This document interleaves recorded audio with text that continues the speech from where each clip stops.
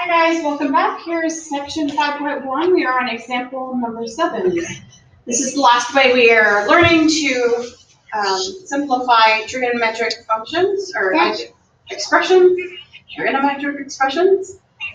So this occurs when we've got just one fraction and we've got like 1 plus or minus something or 2 plus or minus a cosine or sine or a tangent or something like that in the denominator. And when we try to get rid of this fraction, we're going to multiply it by its conjugate. What's a conjugate, Ms. Harris?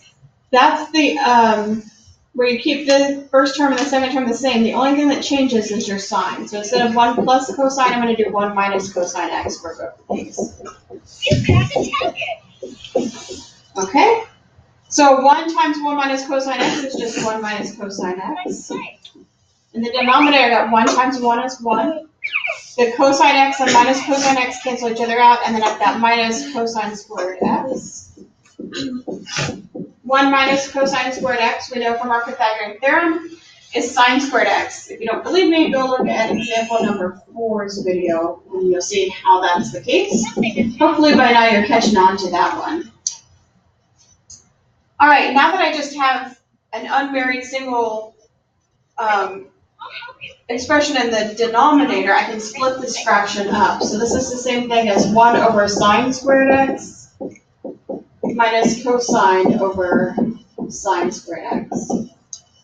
1 over sine squared x is easy. That's just the reciprocal function, which would be cosecant squared x. And then I'm going to split this guy up. I've got 2 sines on the bottom and 1 cosine. So I'm going to make 1 cosine over sine, and then multiply that times 1, because I don't have anything else up in the numerator, times the other sine. And the reason why I'm doing that is so that I can write it without the fraction. So cosecant squared x is the same, minus cosine over sine would be tangent x.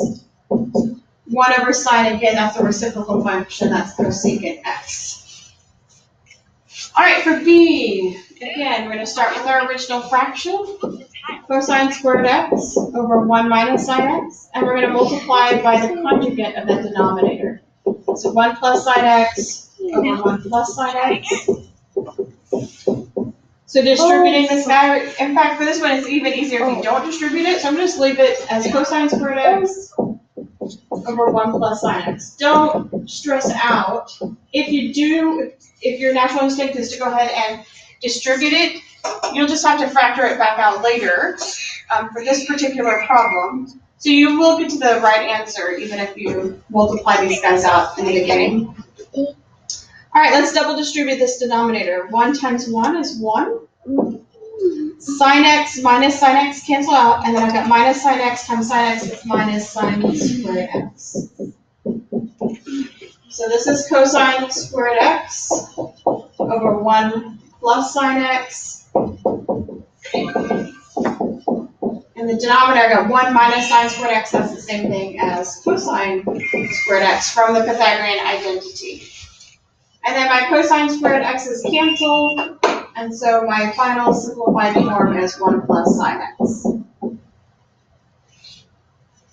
For the you try, again, start with your original fraction and multiply by the conjugate. So instead of secant x plus tan x, it's going to be secant x minus tan x.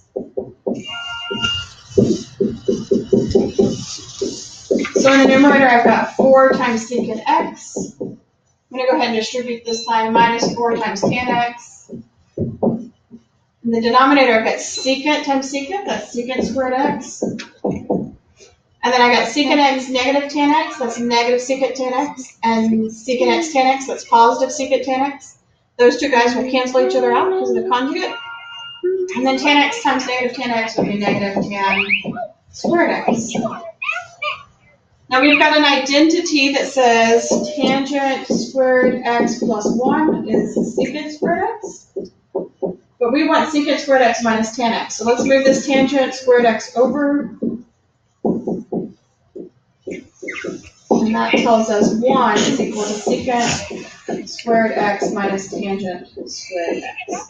So this guy down here is 1. we are finished with our fractions. So this problem, we are done. And that's example number 7 for section 5.1. Tomorrow we're going to get into 5.2. And we are going to be proving these trig identities, which means we're going to have an expression on one side and an expression on the other side of an equal sign. And we have to prove that they are indeed equal to each other.